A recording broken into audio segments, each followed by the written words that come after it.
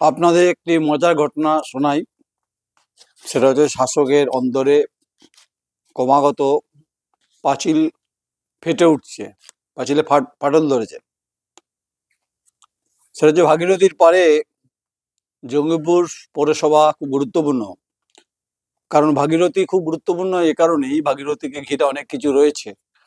তাই নবাব সিরাজদৌল্লার আধিপত্যের বিস্তার যেটা হচ্ছে যে জঙ্গিপুর এবং মুর্শিদাবাদ, তাই নবাবিয়ানায় মশগুল ছিল সবাই, কিন্তু এখন নবাব নেই, তাই মশগুলের সম্ভাবনা কম।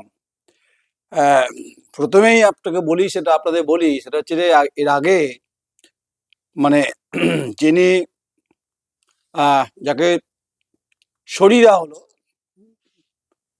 রাজ্যের হচ্ছে যে পুর নগর উন্নয়ন মন্ত্রক, তাকে বাধ্য হলেন মফিজুল ইসলাম, তাকে সরতে হলো কেন? জাকির হোসেন বিধায়কের রোষানলে পড়ে। এই রোষানলটা কেন, এর পিছনে কি কারণ আছে? এর পিছনে কারণ হচ্ছে যে অনেকটা পিছনে যেতে হবে। মুজাহিরুল ইসলামের কথা আপনাদের প্রত্যেকের মনে আছে, যিনি পৌরসভার চেয়ারম্যান ছিলেন।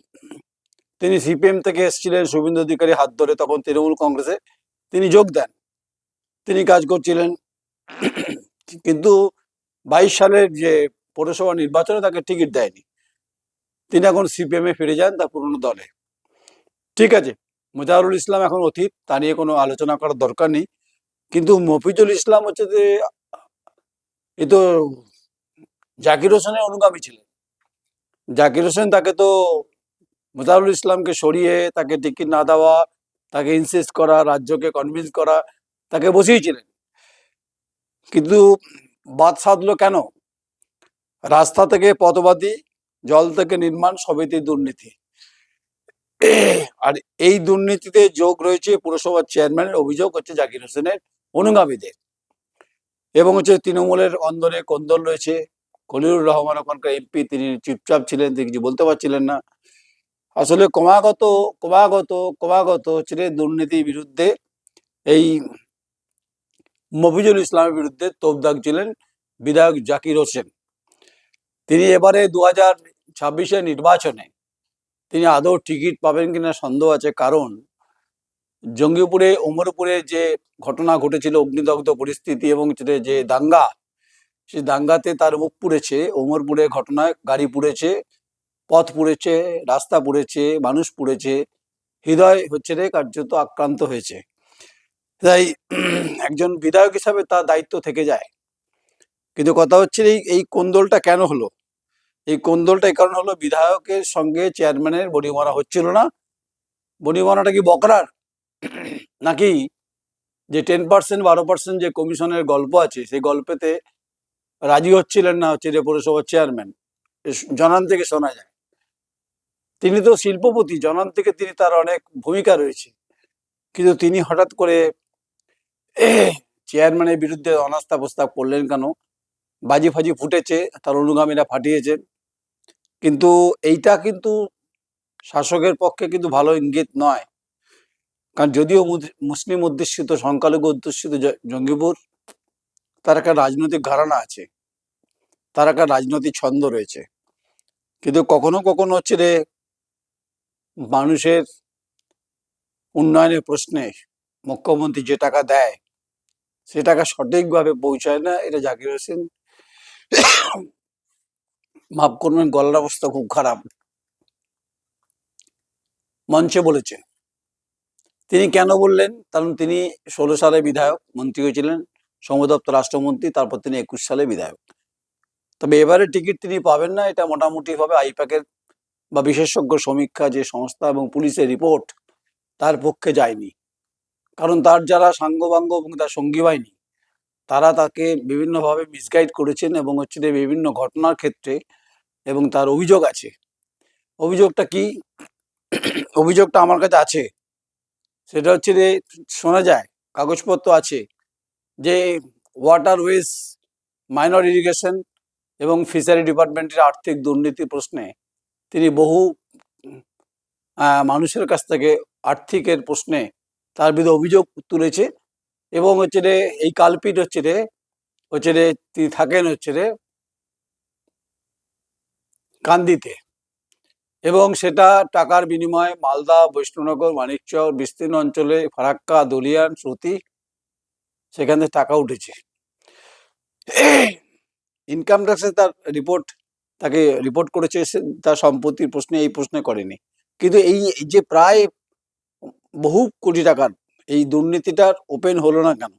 এবং যেখানে সরকারের ওয়াটারওয়েজ ডিপার্টমেন্ট, ইরিগেশন, ফিশারি ডিপার্টমেন্টের ফেক অ্যাপয়েন্টমেন্ট সই করলো প্রিন্সিপাল সেক্রেটারি, এটা কেন হয়েছে, কিভাবে হয়েছে? বহু মানুষ, আমি যতদূর জানি, আমার কাছে যা খবর আছে, আমি তো জঙ্গিপুরে প্রায় যাই, আমি জঙ্গিপুর মাটি সম্পর্কে ওয়াকিবহাল। যারা ওর সাগরেদ ছিল, যারা টাকা তুলেছে, অভিযোগটা প্রমাণ করে কোর্ট, আমি করব না। কমপ্লেন করতে ভয় পেয়েছে, কেউ দিয়েছেন 5 লাখ, কেউ দিয়েছে 7 লাখ, কেউ দিয়েছে 8 লাখ।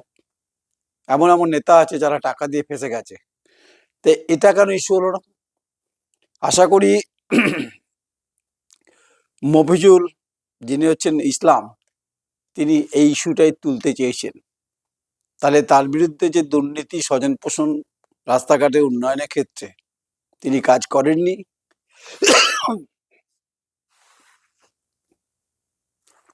গলাটা খুবই ডিস্টার্ব করছে, শুনতেও আপনাদের কথা, কিন্তু আমাকেও আমার কথা বলতে হবে। তাই গঙ্গা পারে বা ভাগীরথীর পারে যে বিধায়ক জাকির হোসেন, তার নিমজিতা স্টেশনে 2020 সম্ভবত, বা হ্যাঁ 20 সম্ভবত যে ঘটনা ঘটেছে, তারপর থেকে তিনি কার্যত অনেকটা শারীরিকভাবে অকেজো। কিন্তু ক্ষমতার সিংহাসনে বলিয়ান থাকার যে উদ্যোগ, সেটা কিন্তু তাকে অত্যন্ত অনুপ্রাণিত করেছে তার সাঙ্গপাঙ্গরা। এবং হচ্ছে রে তৃণমূলের গোষ্ঠীকন্দলটা হচ্ছে আর্থিক পরিমাণে। গোষ্ঠীকন্দলের মধ্যে এটা ছিল যে পৌরসভা তার নিজের মতো করে কাজ করতে চাইছিলেন। আমি পৌরসভার চেয়ারম্যানকে চিনি না, আমি মোজারুল ইসলাম যখন তিনি চেয়ারম্যান ছিলেন তখন তাকে মাঝে মধ্যে দেখতাম ওখানে, তাই আমার ওখানে যাওয়া আসা আছে। তাই দুই গোষ্ঠীকে অভিষেক বন্দ্যোপাধ্যায় শুনেছি যে সমাধানের চেষ্টা করেছিলেন, লাভ হয়নি কিছু। তাহলে বলুন, একদিকে শামশেরগঞ্জ, ধুলিয়ান, সুতি, হরগোবিন্দ যখন খুন হয়েছে, এবং হচ্ছে সেন্ট্রাল ফোর্স ছিল, ওমরপুর জ্বলেছে, যেখানে তার দায় থেকে যায় মন্ত্রী হিসাবে, মন্ত্রী না, তিনি বিধায়ক হিসাবে মন্ত্রী ছিলেন। তাই এবারে 21-এ পরে তিনি 26-এ বিধানসভা নির্বাচনের টিকিট পাবেন কিনা, এটা দল কিন্তু ঠিক করে নেবে। দল এবং নতুন মুখে সন্ধান খুঁজছেন। একদিকে আর্থিক দুর্নীতির প্রশ্নে চাকরি দেওয়ার নামে বিভিন্ন ডিপার্টমেন্টে যে ফলস অ্যাপয়েন্টমেন্ট লেটার, যা বেসিক, গ্র্যাচুইটি এবং হচ্ছে যে স্ট্যাম্প দেওয়া প্রিন্সিপাল সেক্রেটারি কাগজপত্র, যা আশা করি মফিজুল ইসলামের হাতে রয়েছে। যখন আমার হাতে আছে, নিশ্চয়ই তাদের কাছেও আছে। আমি তো কাঁচা খেলোয়াড় নয়। আমি মোটামুটি এই সমস্ত তথ্য নিয়েই বলছি। আমি তাকে চিনি কি চিনি না বড় কথা না, কিন্তু দুর্নীতির প্রশ্নে এটা কেন ওপেন হলো না? এত বড় দুর্নীতি, সংখ্যাটা প্রায় 50-এর 60-70 কোটি টাকার মতো অভিযোগ আছে বলে এটা আমার কাছে খবর আছে। এখন তার যারা সাঙ্গপাঙ্গ আছেন, এবং তারা হয়তো বলবেন যে আপনি প্রমাণ করুন, কাগজ আমার কাছে আছে। তার নাম কোথাও নেই, কিন্তু তার নামে তার ছায়া কাজ করেছে গোটা মালদা, বৈষ্ণবনগর, কালিয়াচক, ইংলিশ বাজার, ধুলিয়ান, সুতি, ঔরঙ্গাবাদ, হরিহরপাড়া, বিভিন্ন জায়গাতে বিভিন্ন লেভেলে এজেন্ট দিকে টাকা তোলা হয়েছে। অভিযোগ আছে, তদন্ত করে দেখা হোক।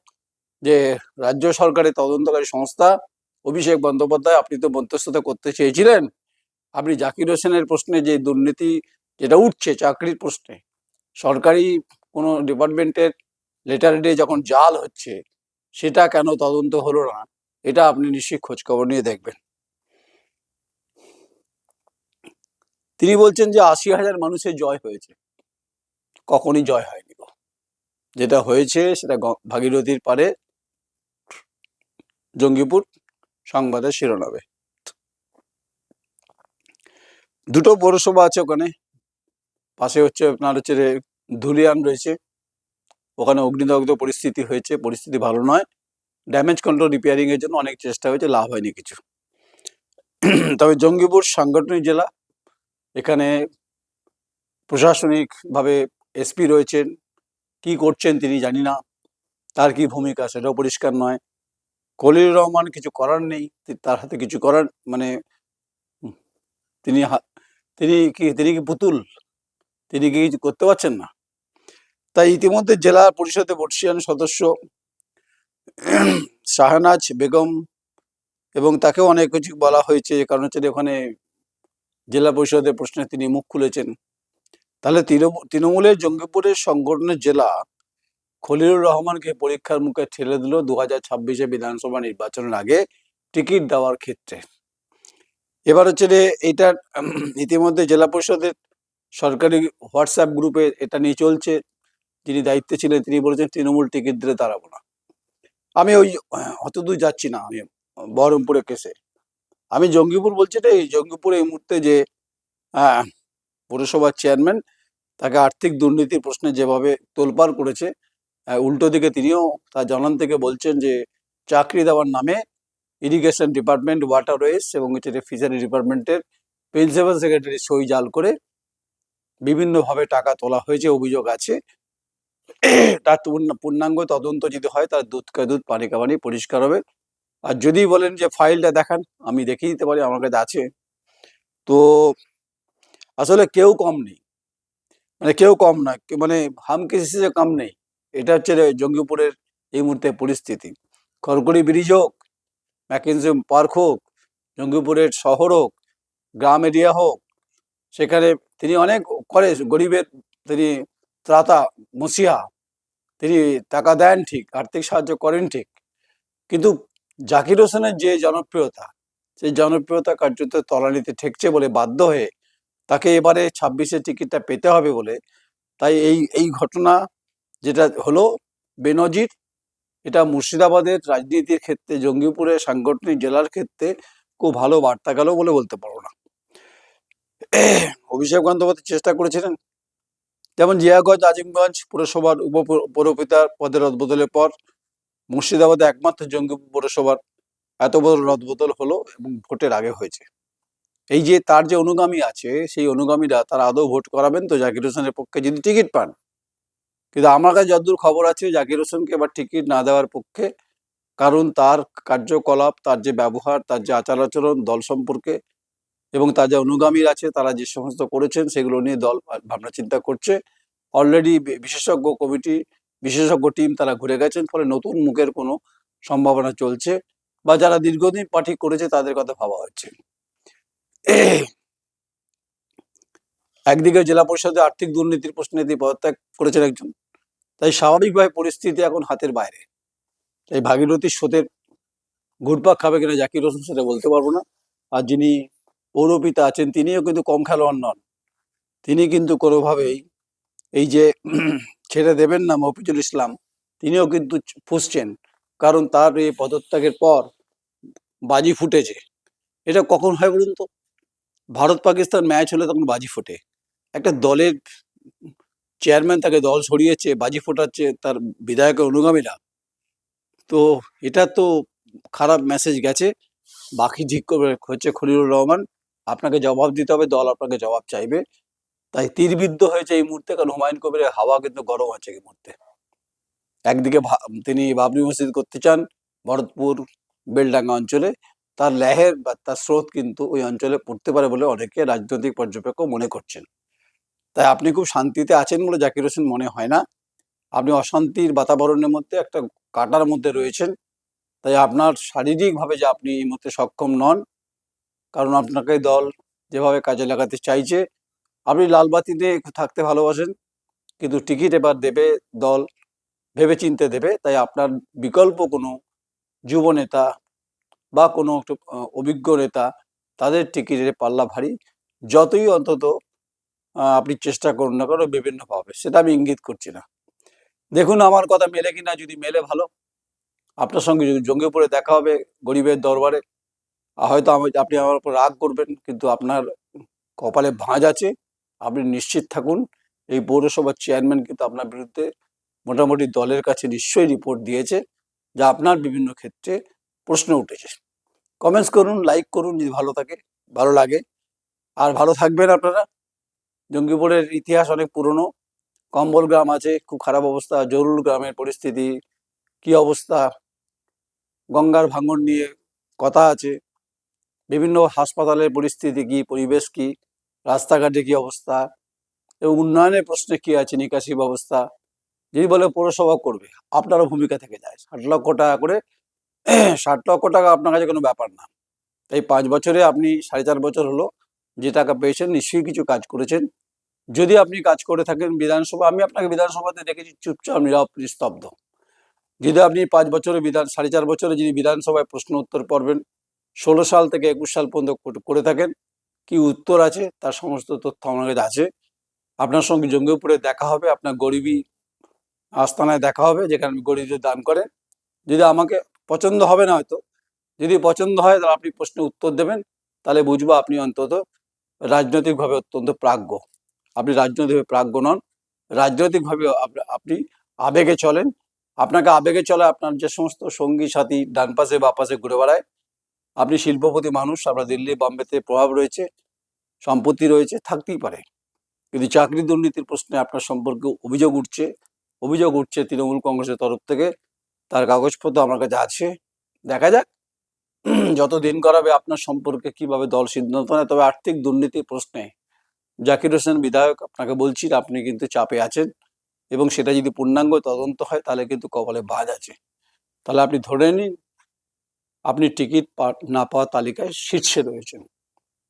এই পৌরসভার চেয়ারম্যান পদত্যাগের পর এই রাস্তাটা আপনার পরিষ্কার হয়ে গেল। এটা আপনি সময়ের সঙ্গে সঙ্গে, পরিস্থিতির সঙ্গে সঙ্গে মিলিয়ে নেবেন। আমি ঠিক বললাম না ভুল বললাম? কমেন্টস করবেন, লাইক করবেন, মতামত দেবেন। আপনারা সাবস্ক্রাইব করুন। অন্তত বাংলার মানুষের কাছে আমাদের আওয়াজ পৌঁছানোর চেষ্টা করছি। বাকি আপনারা বিচার করবেন, আমি ঠিক বললাম না ভুল বললাম। যারা প্রতারিত হয়েছেন চাকরি দেওয়ার প্রশ্নে, যে নামটা যেগুলো বললাম, ইনবক্সে পাঠান তথ্য সমেত। প্রকাশ্যে জঙ্গিপুরে মাটিতে দাঁড়িয়ে এই সংবাদ পরিবেশন করে দেবো, গরিবী খাড়ায় করে দেবো, ওমরপুরে করে দেবো, বা ম্যাকিনজো পার্কে করে দেবো, বা খড়গড়ি ব্রিজে করে দেবো। আমি প্রায় যাই ওখানে। নমস্কার, আমি নয়ন রায়।